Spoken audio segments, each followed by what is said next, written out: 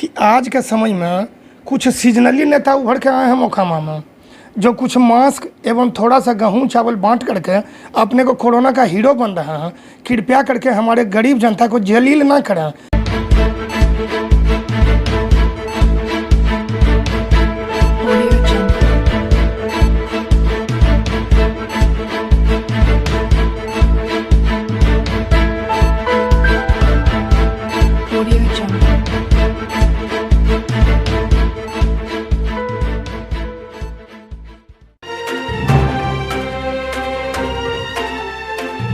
नमस्कार, स्वराज भारत लाइव में मैं विक्रांत कुमार आपका स्वागत करता हूं। जन जन की बात में आज हम बात कर रहे हैं मोकामा निवासी जदयू नेता रितेश कुमार उर्फ कन्हैया जी से।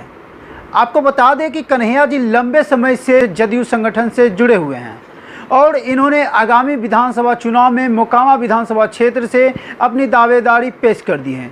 तो आइए इसी कुछ मुद्दों पर बात करते हैं हम कन्हैया जी से। कन्हैया जी, स्वागत है आपका स्वराज भारत लाइव में। स्वराज भारत लाइव के समस्त दर्शकों को मेरा नमस्कार।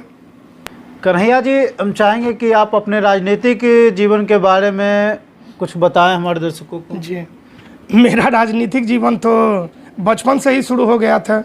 जिस समय हम क्लास 8वीं में पढ़ते थे, 1989 बाढ़ लोकसभा क्षेत्र से माननीय नेता नीतीश कुमार जी सांसद का चुनाव लड़ने आए थे जनता दल से चक्का छाप से। उस समय वो हमारे मोहल्ला में पद यात्रा घूम रहे थे। चुनाव का समय था, हम पीछे पीछे उनके घूम रहे थे। हमारे मोहल्ले के ही एक बुजुर्ग ने उन्हें जब माला पहनाया तो नीतीश कुमार जी ने वह माला अपने गले से उतारकर मेरे गले में पहना दी है। और बहुत देर से देख रहे थे कि हम उनके पीछे पीछे घूम रहे हैं। तो बोले, बाबू अब तुम घर चल जाओ। तो हम उसी समय बोले, सर हम घर नहीं जाएंगे, हम आपके पीछे पीछे ही घूमेंगे।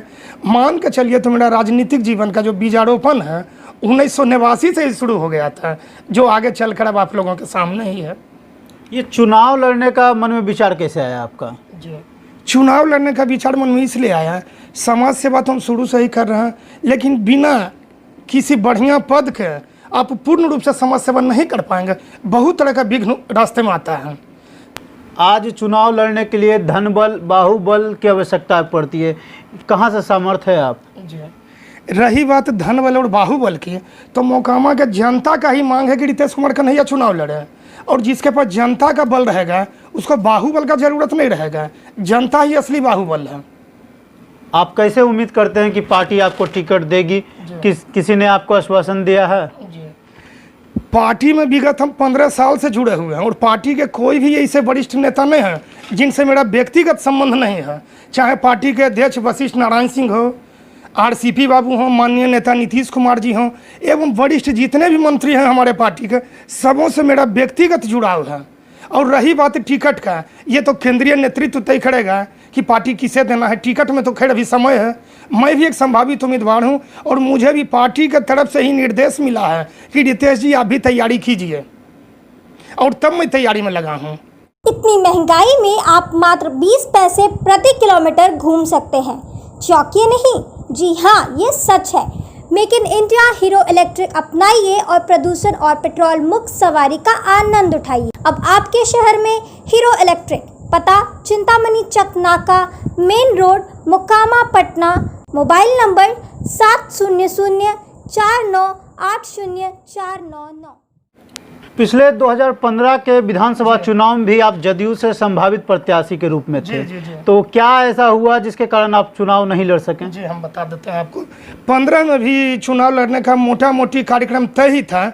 पार्टी तरफ से भी हरी झंडी मिल चुका था, लेकिन कुछ अपरिहार्य कारणों से हमारे बड़े भाई ही जो नीरज जी MLC हैं, वे चुनाव लड़ने के लिए दावेदार हो गए। तो जब बड़ा भाई चुनाव लड़ेगा तो छोटा भाई तो संभव है कि नहीं लड़ेगा, कोई एक ही लड़ेगा, क्योंकि दोनों का घर मोकामा था। टिकट के दौर में आपके सामने कई दिग्गज है, आपके पार्टी के भी और आपके सहयोगी पार्टी के भी। तो ऐसे में क्या करेंगे आप? जी, रही बात दावेदारी की, तो प्रजातंत्र में दावेदारी पेश करना सबों का मौलिक अधिकार है। जब तक पार्टी किन्हीं को सिंबल नहीं दे दिया जाता है तब तक उनमें और हमें कोई अंतर नहीं है। वो भी दावेदार हो सकते हैं, हम भी दावेदार हो सकते हैं। लेकिन रही बात अगर असली दावेदारी का है, तो कोई सीजनली नेता पार्टी बदलते बदलते केवल टिकट के ही आशा में यहाँ आ जाए, और जो 15 साल से हम लोग खट रहे हैं, पौधा को लगाए हैं, खाद पानी दे करके सींचे हैं, और 15 साल में जब वो पौधा वृक्ष हो गया है तो वृक्ष को आकर के दूसरा फल खाएगा, ये तो मैं होने नहीं दूंगा। इसके लिए आमरण अनशन धरना प्रदर्शन जो भी होगा हम लोग जदयू के कार्यकर्ता देने के लिए तैयार हैं कि किसी भी लिफ्ट किए हुए नेता को जदयू से उम्मीदवार बनने नहीं दिया जाएगा। यह पार्टी के साथ भी नाइंसाफ़ी होगी और कार्यकर्ता के साथ भी नाइंसाफ़ी होगी। चुनाव काफ़ी नज़दीक आ चुकी है जी और सभी संभावित प्रत्याशी चुनाव की तैयारी में लग चुके हैं, तो इसमें आपकी क्या तैयारी चल रही है? तैयारी में तो जो सीजनली नेता होता है उन्हें चुनाव के वक्त तैयारी में लगता है। हम तो 15 साल से तन मन धन से जो हमारा औकात है, क्षमता है, हम तो लगे हुए ही हैं। हमने कभी चुनावी तैयारी ना किया है ना करेंगे। रही बात वैश्विक महामारी के चलते अभी ज़्यादा लोगों से मिलना जुलना नहीं है, इसीलिए अभी हम लोग उस टाइप का तैयारी नहीं कर पाए हैं। जब ये महामारी ठीक होगा, चुनाव से भी ज़्यादा ज़रूरी है कि हमारे जनता पहले स्वस्थ हों। जब वो स्वस्थ रहेंगे तभी हम राजनीति करेंगे, हम वोट मांगेंगे या हमें वोट देंगे।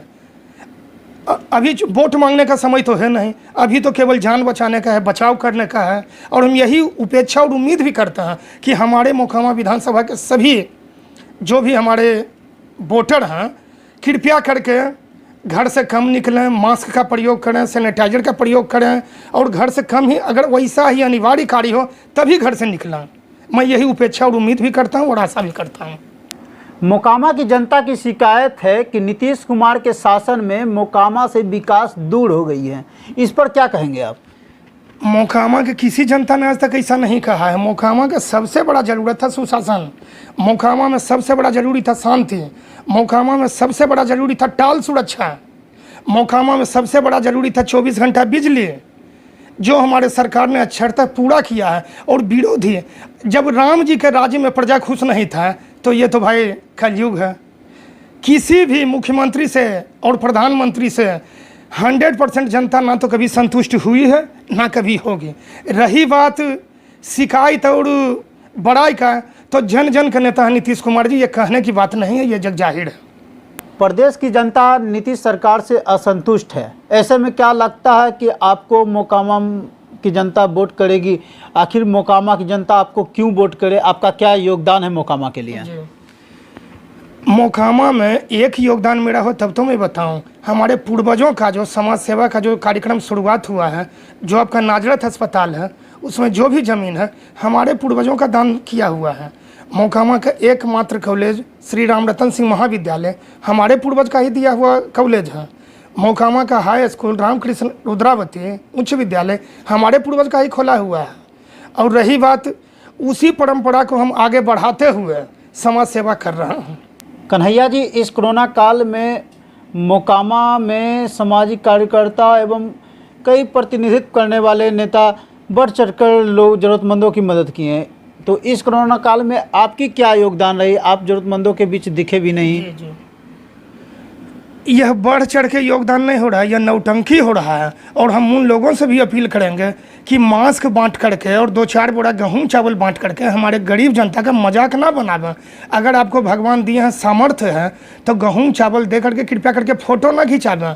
हमसे जहाँ जो बन रहा है मदद कर रहे हैं, लेकिन उसको हम लोग सार्वजनिक नहीं कर रहे हैं। सार्वजनिक करने का मतलब है कि अपने जनता को जलील करना है कि हम आपको 20 किलो अनाज दिए और उसको फ़ोटो दिखा करके पूरा जग जाहिर कर दिए। ये बढ़िया संदेश नहीं है, ये ओछापन है। हम यही उपेक्षा भी करते हैं कि जो हमारे संभावित अपने को उम्मीदवार बन रहे हैं, ये ओछापन से दूर रहें। इससे कोई नेता नहीं हो जाता है।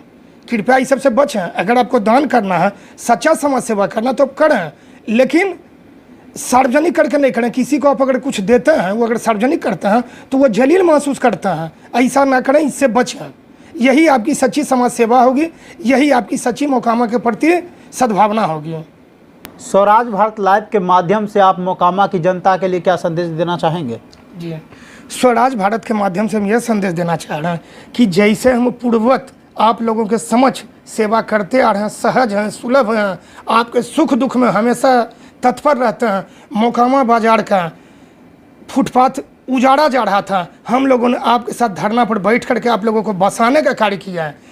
कोई भी मोकामा के किसी भी जाति धर्म संप्रदाय के लोग हों, हम लोगों ने कभी जात पात का कार्य नहीं किया है। हमेशा बड़ों को प्रणाम कर आशीर्वाद लेने का काम किया है और छोटों को प्यार देने का काम किया है। बहुत बहुत धन्यवाद कन्हैया जी। जी धन्यवाद आपका। इतनी महंगाई में आप मात्र 20 पैसे प्रति किलोमीटर घूम सकते हैं। चौंकिए नहीं, जी हाँ ये सच है। Make in India Hero Electric अपनाइए और प्रदूषण और पेट्रोल मुक्त सवारी का आनंद उठाइए। अब आपके शहर में हीरो इलेक्ट्रिक। पता चिंतामणि चक नाका, main road, Mokama, Patna. Mobile number 7004980499। ऐसे अन्य कई खबरों के लिए बने रहे हमारे साथ। अगर आपको वीडियो पसंद आया हो तो लाइक करें, सब्सक्राइब करें, अपने कमेंट्स दें और हाँ बेल आइकन क्लिक करना ना भूलें। धन्यवाद।